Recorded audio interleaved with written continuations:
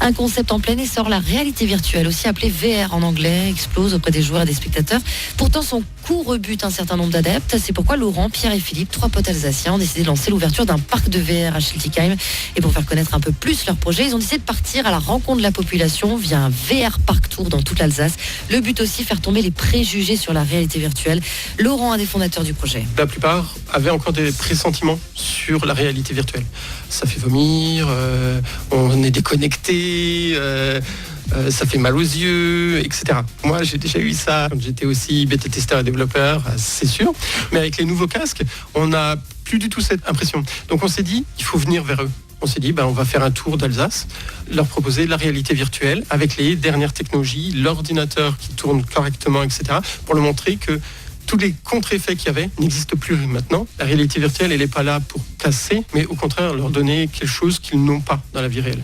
Une interview signée Lorraine Paul, et pour le moment, le crowdfunding pour le VR Park Tour a commencé la semaine dernière. Objectif, récolter 3 000 €. Le futur parc de réalité virtuelle devrait ouvrir ses portes en 2018. Le parc de réalité virtuelle va débarquer prochainement à Schiltigheim. Derrière ce projet inédit dans le Grand Est se cachent Laurent, Pierre et Philippe, trois Alsaciens accros de la réalité virtuelle, VR, on appelle ça en anglais.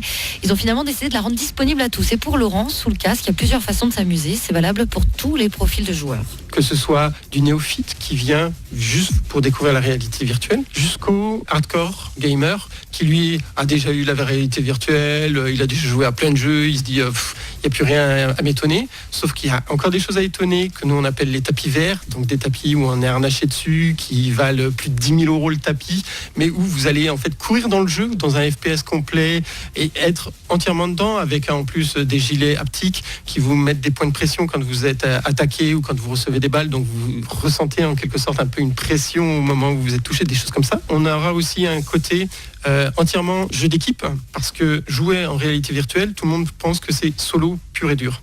Une interview de Lorraine Paul, et l'ouverture est prévue pour le courant de l'année prochaine.